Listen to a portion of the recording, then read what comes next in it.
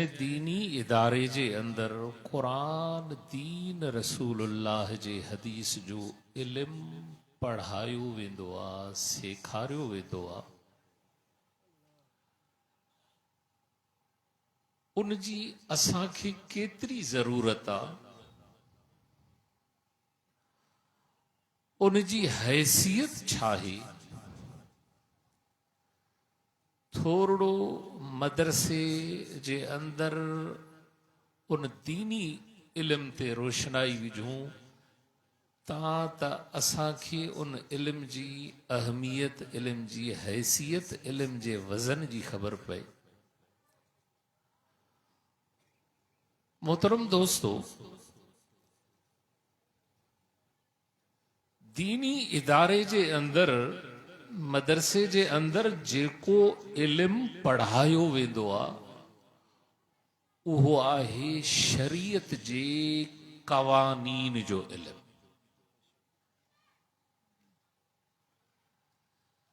दुनिया जे अंदर अल्लाह रब्बुल इज़्ज़त तव्हां असांखे मोकिलियो, असांजे मथां अल्लाह पंहिंजा अहकाम, पंहिंजा फ़ैसला मुसल्लत किया।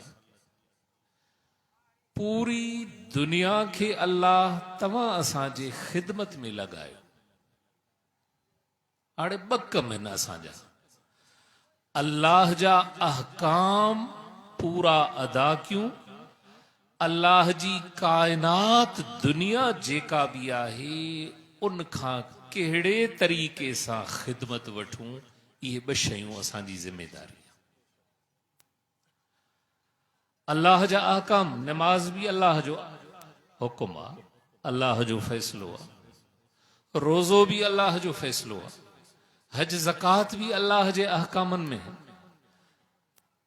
उन खां अलावा काफ़ी अल्लाह जा अहकाम आहिनि, पर अल्लाह जे अहकामनि खे शरीयत जे क़वानीन जे मुताबिक़ अगर अदा न कंदासीं त उहो अमल भी असांजो बेकार। नमाज बा केॾो अहम आहे, नमाज जी केॾी अहमियत आहे, नेकी जो कमु आहे न बा। ऐं अकल चवे थो त नेकी जेकॾहिं हिकिड़ी कंदो त सवाब हिकु, 10 नेकियूं कंदो त सवाब 10। हाणे ज़ोहर जी नमाज़ तव्हां 4 रकातूं पढ़ियूं, नेकी जो कमु आहे, पर को माण्हू चवे त मां बा जॾहिं सवाब घणो आहे, मां फारिग बि आहियां, जान में ताक़त बि आहे, अॼु मां 10 रकातूं फ़र्ज़ बेपारी पढ़ंदुसि, सवाब मिलंदो बा? छो? ओ शरीयत जो जेको कानून आहे, जेसी ताईं उन कानून जे मुताबिक़ अल्लाह जे उन अहकामनि खे पूरो नथो करें त उहा तुंहिंजी इबादत भी बेकार।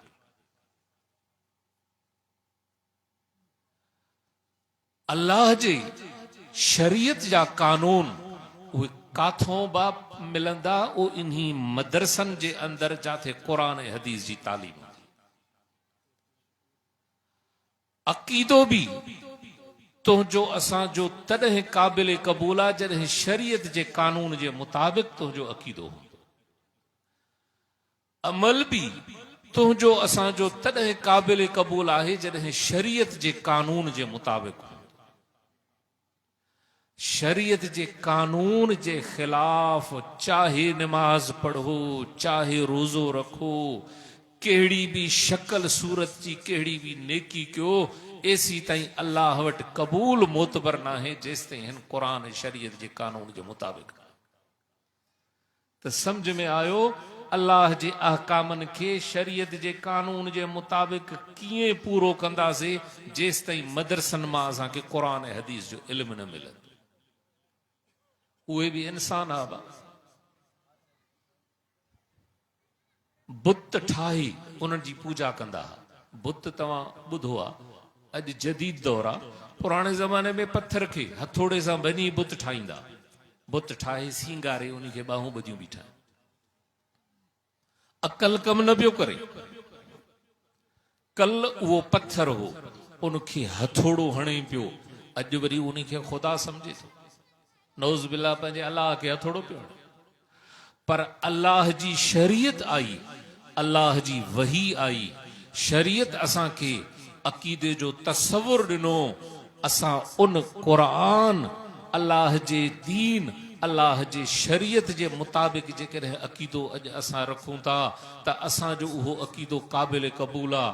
उन बुत जे अॻियां झुकंदड़, उन काठी जे अॻियां झुकंदड़, उन मुर्दा ज़िंदह खे ख़ुदा चवंदड़ शरीयत जे कानून जे ख़िलाफ़ हो। अॼु तुंहिंजो असांजो अक़ल बि नथो मने। तव्हां असां अॼु पाण खे सियाणो सम्झूं था, अबा बुत खे पत्थर खे जो हथोड़ो सां हणूं टोड़ियूं, हाणे कल्ह उहो पत्थर हो, उनखे हथोड़ो हणे पियो, अॼु ख़ुदा ही नौज़ बिल्ला जा अलाह खे हथोड़ा हणबा। शरीयत जॾहिं आई, क़ुरान जो जॾहिं इल्मु आयो, असांजे अक़ल खे उहो नूर मिलियो, उहा रोशनाई मिली, असां उन ग़लत अक़ीदे खां पासीरा थी वियासीं। अॼु बि काफ़ी सादा है, शरीयत जे कानून खां नावाकिफ़ आहिनि। हे काठी ॾिसो था न, जंहिंमें कनात बीठी आहे, काठी छा सां कटबी आहे? कुहाड़े सां, कराही सां। कुहाड़े सां काठी खे कटे सुहिणो करे सिंगारे, हाणे वरी ज़मीन में खोड़े उनखे अॻियों ॿाहूं ॿधियूं बीठा। कल्ह कुहाड़ो पियो हणे, अॼु तुंहिंजो हाजत रवा मुश्किल कुशा थी। इहा असांखे अल्लाह जे हिन शरीयत जे कानून सम्झायो त इहो अक़ीदो ग़लति आहे। अक़ीदो इहो रखिणो आहे त हाजत रवा मुश्किल कुशा हिकिड़ो अल्लाह आहे, नफ़े नुक़सान जो मालिक अल्लाह आहे। अक़ीदो बि असांखे शरीयत सेखारे, अमल बि असांखे शरीयत सेखारे। मन शरीयत जे इल्म खां सवा, क़ुरान जे इल्म खां सवा कोई असां दीन जो कम बि सही अदा नथा करे सघूं। ॿिए नंबर ते दुनिया जी शयूं तव्हां सां इस्तेमालु कंदा। अल्लाह साईं तव्हां असांजे ख़िदमत जे लाइ ही शयूं पैदा कयो, तव्हां असांजे नौकरी जे लाइ पैदा कयो, तव्हां असांजे ड्यूटी जे लाइ पैदा कयो। पर जेसी ताईं शरीयत जो इल्म, शरीयत जो कानून साम्हूं न रखंदासीं त दुनिया जे शयुनि खे बि सही इस्तेमालु करे नथा सघूं। तव्हां असांजे घरनि में ॿकरी बीठी आहे, ॿकरी बि असांजो अक़ीदो आहे, कंहिं पैदा कई आहे? अल्लाह पैदा कई। असां वटि कुता बि आहिनि, कुतो बि कंहिं पैदा कयो? अल्लाह पैदा कयो।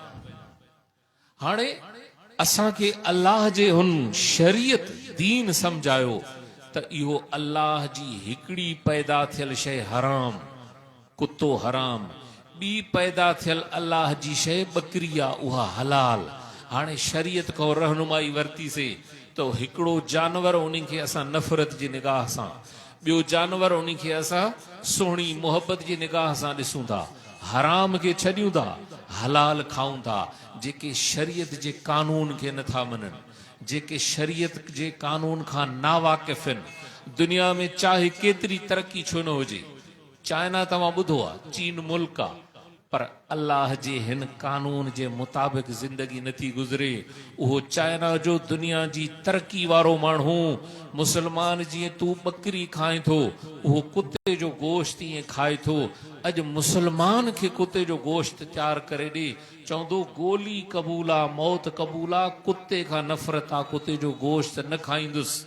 अॼु मुसलमान जेकॾहिं तूं उन दुनिया जी ख़राब शइ खां नफ़रत करें थो, ओ इन्ही शरीयत जे कानून जे मुताबिक़ शरीयत जो इल्मु तो वटि आयो, इहो इल्मु तोखे मदरसनि जे सदके मिलियो। अॼु जंहिंजे सदके तूं कुते खां नफ़रत करे त सम्झ में आयो त ही शरीयत जो कानून जेको तव्हां असांखे मदरसनि खां मिले थो, अल्लाह जे अहकामनि खे बि जेसी ताईं शरीयत जे कानून जे मुताबिक़ अदा न कंदासीं कोई क़बूल न थींदो। दुनिया जी शयुनि खे बि जेसि ताईं शरीयत जे मुताबिक़ अदा न कंदासीं त असां दुनिया में बि कामयाब ज़िंदगी नथा गुज़ारे सघूं। हे त मां ॿ सिर्फ़ मिसालूं ॾिनियूं त माना असां वटि हिन वक़्तु मुसलमान पूरे रूई ज़मीन ते जेकॾहिं मुसलमान पंहिंजे इस्लामी तहज़ीब, पंहिंजे इस्लामी कल्चर, पंहिंजे इस्लामी इज़्ज़त खे बहाल रखे थो, उनजो हिकिड़ो ई रस्तो आहे जो शरीयत जो कानून मदरसनि खां मिले थो, जंहिंजे करे तुंहिंजी गैरत तुंहिंजी इज़त बि बहाल आहे। पर जेकॾहिं शरीयत जे कानून खे छॾे ॾींदासीं त तुंहिंजी असांजी इज़त बि न बचंदी। तव्हां मुसलमाननि में इहो रस्म आहे न बा, भेण सां निकाह न कंदा आहियूं, सौट सां निकाह कंदा आहियूं। हालांकि इहे ॿई छोकिरियूं ॾाॾे जूं पोटियूं आहिनि, हे भेण बि ॾाॾे जी पोटी, सौट बि ॾाॾे जी पोटी, जेके शरीयत जे कानून खे नथा मञनि। यूरोप जा अंग्रेज़, उन्हनि वटि ज़ाल धीमा भेण में फ़र्क़ु कोन्हे।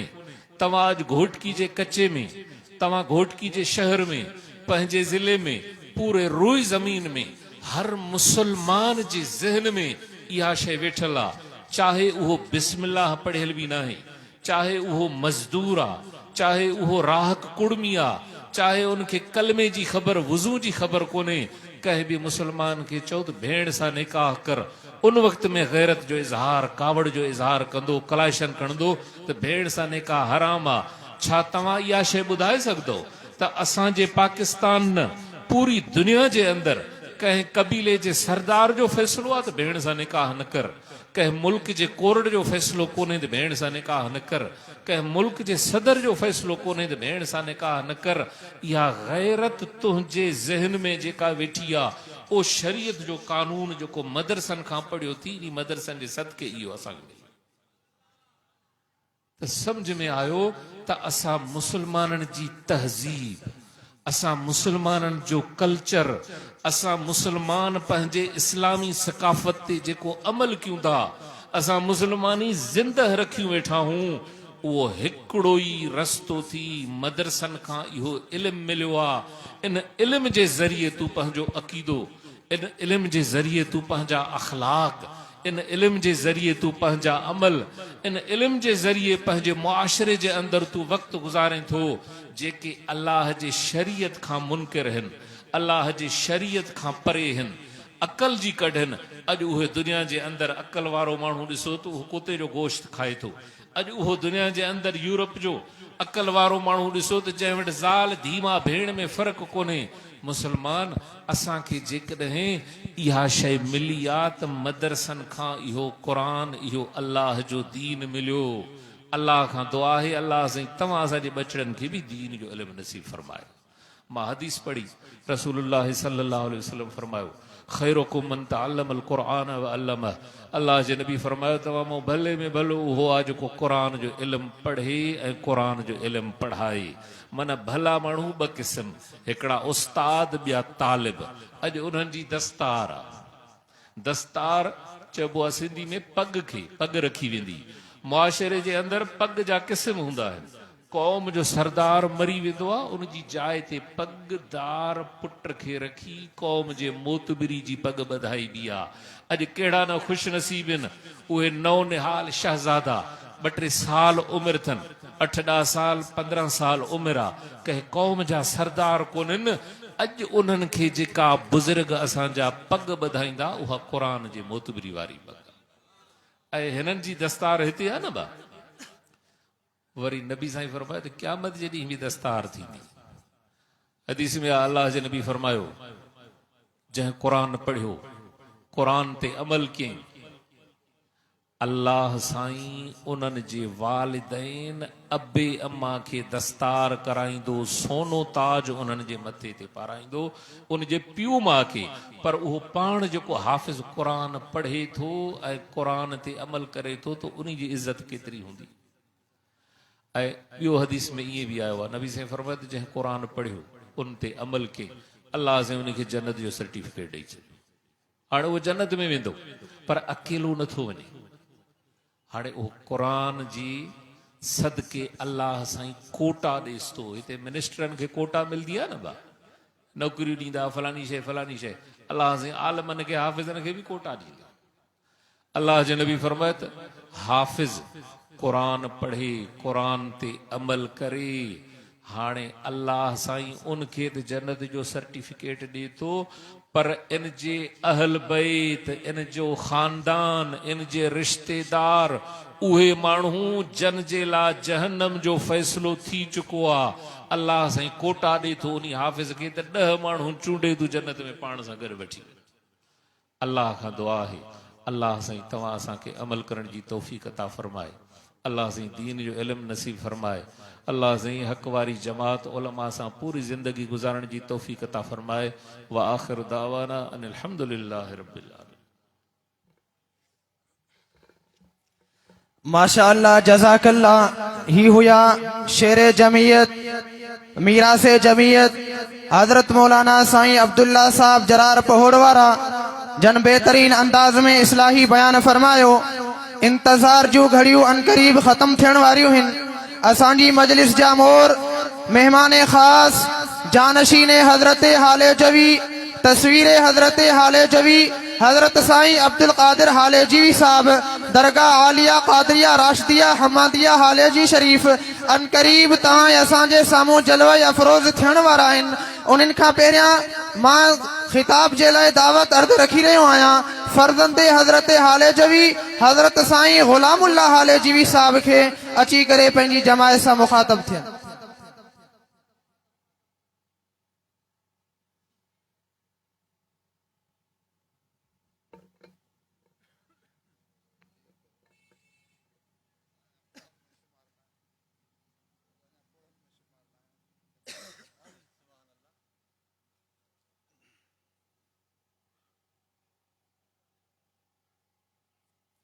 नहमदुहु व नसल्ली अला रसूलिहिल करीम।